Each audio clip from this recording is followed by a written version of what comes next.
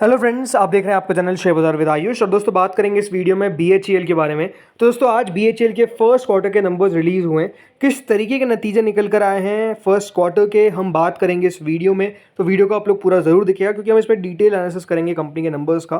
तो वीडियो को पूरा देखिएगा और वीडियो के साथ पूरा जुड़े रहिएगा।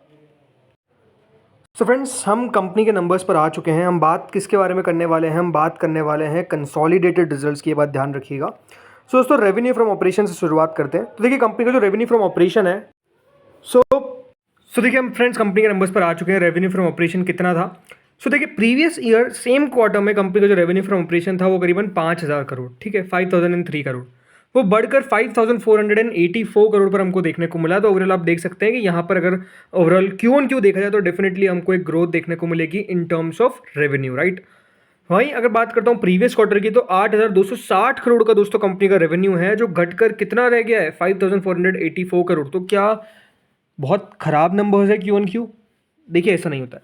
जो कंपनी का Q4 रहता है, राइट, जो Q4 रहता है उसके बाद जब जैसे Q1 के नंबर्स निकल कर आते हैं तो वो हमेशा से ही वीक निकल कर आते हैं, या फिर आप कह सकते हैं कि Q4 में ज़्यादा बिजनेस होता है बनस्पत बाकी क्वार्टर्स में। तो Q4 में हमेशा जब भी नंबर्स आपको देखने को मिलेंगे तो वो डेफिनेटली बहुत ज़्यादा देखने को मिलेंगे। तो ये बात ध्यान रखिएगा, ये उसका फैक्टर है जो बेसिकली एड ऑन कर जाता है।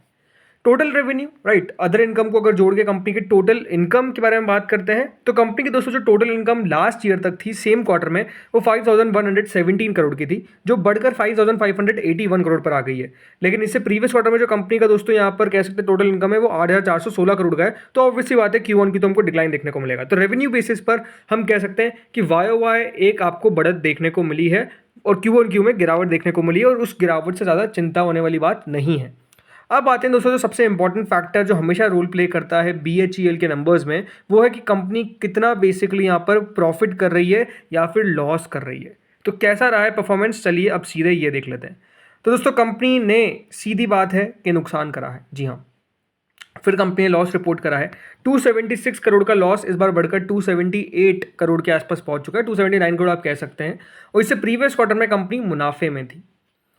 देखिए लगातार अगर आप मेरे वीडियोस देख रहे हैं तो आपको मैं एक बात हमेशा बीएचएल में कहता हूं कि देखिए प्रॉब्लम है on the execution capability company की इतनी अच्छी नहीं होने के कारण हमेशा दोस्तों कंपनी इस बात पे मात खा जाती है कि जो नंबर्स आते हैं उसमें कंपनी प्रॉफिटेबिलिटी शो नहीं कर पाती, उसमें कंपनी दोस्तों मुनाफा शो नहीं कर पाती है, घाटा रिपोर्ट करती है। और लगातार देखिए यही एक चीज़ है जो हमेशा से हम कह सकते हैं कंपनी को लेकर खराब है कि कंपनी की एग्जीक्यूशन कैपेबिलिटी काफ़ी पुअर है। और आई थिंक उसके ऊपर मैनेजमेंट क्या काम कर रहा है ये अपने आप में क्वेश्चनेबल है। कंपनी के पास रेवेन्यू को लेकर डेफिनेटली दोस्तों कोई इशू नहीं है, राइट, रेवेन्यू लगातार है। आप अगर कंपनी को ऑर्डर्स देखेंगे तो वो लगातार ऑर्डर्स दिखते हुए नजर आ रहे हैं, लगातार ऑर्डर्स मिलते हुए नजर आ रहे हैं। बट स्टिल हम कह सकते हैं कि दोस्तों जो कंपनी ऑपरेशनल फ्रंट पे प्रॉफिट नहीं रिपोर्ट कर पा रही है, ऑपरेशनल फ्रंट छोड़ दिए, कंपनी प्रॉफिट रिपोर्ट नहीं कर पा रही है, ये अपने आप में एक बहुत बड़ा इशू है। आई थिंक जिसको डेफिनेटली यहाँ पर हम कह सकते हैं कंसर्निंग हम मानते हैं, क्योंकि जब तक दोस्तों कंपनी मुनाफा रिपोर्ट नहीं कर पाएगी तब तक इन्वेस्टर्स किस तरीके से कंपनी के ऊपर सही एनालिसिस करेंगे, बिकॉज जो भी कंपनी घाटा कर रही है वो ऑब्वियसली बात है कोई खास अच्छी कंपनी तो है नहीं, राइट। अब अगर बात करते हैं अर्निंग पर शेयर के बारे में, तो दोस्तों कंपनी का ईपीएस कितना है? कंपनी का दोस्तों जो ईपीएस हमको देखने को मिल रहा है वो करीबन 0.59 नेगेटिव में था, जो घट और 0.61 नेगेटिव में चले गया। यानी कंपनी का जो ईपीएस है, पहले कंपनी 60 पैसे लगभग खो रही थी, अभी भी लगभग इतना ही खो रही है। लेकिन इससे प्रीवियस क्वार्टर तक कंपनी 1.41 रुपीज़ कमा रही थी अपने एक शेयर पे। तो ये बात इंटरेस्टिंग है, राइट। सो सिंपल सी बात है, देखिए कंपनी डेफिनेटली उतना बढ़िया नहीं कर पा रही है। जैसे कि अगर आप अब ऑपरेटिंग प्रॉफिट मार्जिन देखेंगे तो 3% नेगेटिव पे पहुंच चुके हैं। सेम ईयर करीबन 4% नेगेटिव पे थे, तो थोड़ा बहुत यहाँ पर आपको मामूली सा 1% का कह सकते हैं ऑपरेटिंग प्रॉफिट मार्जिन सुधरा है, बट वो भी अभी नेगेटिव में ही है। और होता क्या ना दोस्तों, हमेशा कंपनी Q4 के क्वार्टर में प्रॉफिट रिपोर्ट कर देती है, और ये पहले भी हुआ था और इस बार भी दोस्तों हमको देखने को मिला। सो चीज़ें यही है कि देखिए डेफिनेटली कोई खास अच्छी हमको देखने को नहीं मिल रही है अभी बीएचईएल में फंडामेंटली वाइज, राइट।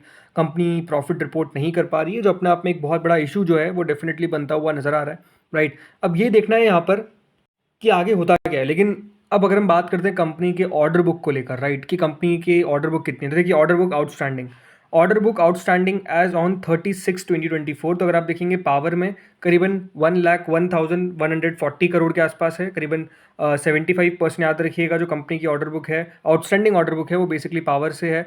एक्सपोर्ट से है करीबन 3,827 करोड़, ऑलमोस्ट 3%। और वहीं दोस्तों जो इंडस्ट्री से है ऑलमोस्ट 30,381 करोड़। तो कंपनी की जो आउटस्टैंडिंग ऑर्डर बुक है वो करीबन 1,35,000 करोड़ के आसपास हमको देखने को मिल जाती है, ये बात ध्यान रखिएगा। इसके अंदर जो ऑर्डर रिसीव से जो मिली है फर्स्ट क्वार्टर के अंदर वो इंक्लूडेड है, जैसे कि 9,488 करोड़ का दोस्तों कंपनी की ऑर्डर रिसीव मिली थी, जिसमें पावर सेक्टर से जुड़ी हुई 8,500 करोड़ की थी, इंडस्ट्री सेक्टर से जुड़ी हुई 918 करोड़ की थी, और एक्सपोर्ट से ऑलमोस्ट 70 करोड़ के आसपास की ऑर्डर बुक थी। इसके अलावा दोस्तों कंपनी ने ये जो भी ऑर्डर बुक बताई है सारी है नेट ऑफ टैक्सेस, राइट, तो वो इंक्लूडेड है। बाकी देखिए कंपनी ने ये बताया कि ऑर्डर बुक के हाइलाइट्स कैसे हैं, जैसे कि कंपनी को काफ़ी सारे ऑर्डर्स मिलते हुए देखने को मिले हैं पावर सेगमेंट के अंदर, इंडस्ट्री सेगमेंट के अंदर, एक्सपोर्ट सेगमेंट के अंदर। बीएचईएल ने ऑलमोस्ट 90 कंट्रीज़ के अंदर अपने आप को एक्सपांड कर लिया है। ऑपरेशनल हाइलाइट्स में कंपनी बताती है कि कंपनी ने एक यूनिफाइड सप्लायर पेमेंट पोर्टल जो यूएसपीपी है वो बेसिकली लॉन्च किया है सप्लायर्स और कॉन्ट्रैक्टर्स को, ताकि वो सीमलेस एक्सेस कर सके और क्रिटिकल इन्फॉर्मेशन जैसे कि इन्वॉइसेस, पेमेंट स्टेटस, इन सबको पूरा कर सके, राइट, ये कंपनी ने बताया है। बाकी देखिए लगातार कंपनी जो काम है वो करती भी नजर आ रही है, मतलब इस अपनी कंपनी अच्छी अच्छी बातें बता देती है। अचीवमेंट जैसे कंपनी ने दोस्तों इस बार बताएं कि कंपनी ने एक जेवी किया है किसके साथ, Bharat coal gasification and chemical limited with CIL। BHEL इसमें 49% के आसपास होल्ड करता है इक्विटी, राइट। इस तरीके से कंपनी ने अपनी सारी चीज़ें बताई है, ये आप देख सकते हैं। इसके अलावा अगर आप देखेंगे तो कंपनी ने सब कुछ बताया कि जो इनको अवार्ड्स मिले हैं, राइट, ये सब चीज़ें बताया BHEL ने। बट जैसा मैंने कहा ज़रूरी बात क्या है, ज़रूरी बात ये है कि देखिए कंपनी को लेकर जो सबसे इंपॉर्टेंट चीज़ है, जैसा मैंने कहा, वो यही है कि कंपनी अपनी ऑपरेशनली और यहाँ पर मुनाफा कब रिपोर्ट करती हुई नजर आएगी, राइट, वो एक इंपॉर्टेंट चीज़ है। आई थिंक इसको लेकर मैनेजमेंट जब तक क्लैरिटी नहीं देगा तब तक कोई बड़ी बात नहीं है कि ये शेयर भले चल रहा है, लेकिन ये बात ध्यान रखिएगा अभी भी तब खराब ही रहता है। ये चलता क्यों है, ये इसके पीछे का रीज़न है बिकॉज दोस्तों इनकी ऑर्डर बुक काफ़ी बड़ी है, लगातार कंपनी को ऑर्डर्स मिलते रहते हैं। सो ये एक एक्सपेक्टेशंस रहती है कि हाँ कंपनी बढ़िया कर जाएगी, बट वो ये कि देखिए कंपनी बढ़िया नहीं कर पा रही है, बात साफ नजर आता है।